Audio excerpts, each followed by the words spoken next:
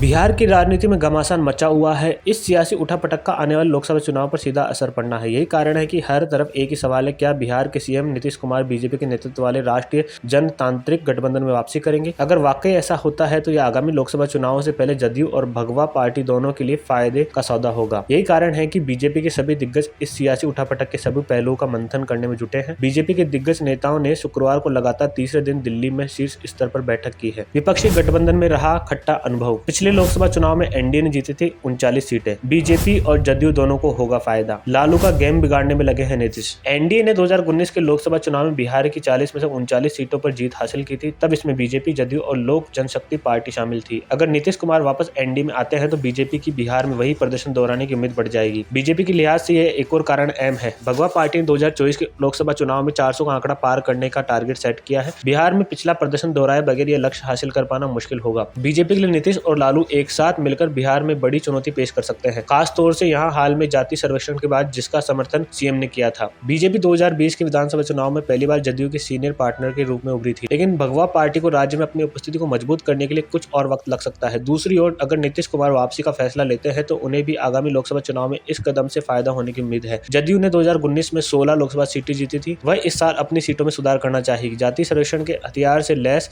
नीतीश राज्य में अपनी पहुंच का विस्तार करने के लिए भव्य राम मंदिर उद्घाटन के बाद बीजेपी के हिंदुत्व एजेंडे का फायदा जोड़ना चाहेंगे।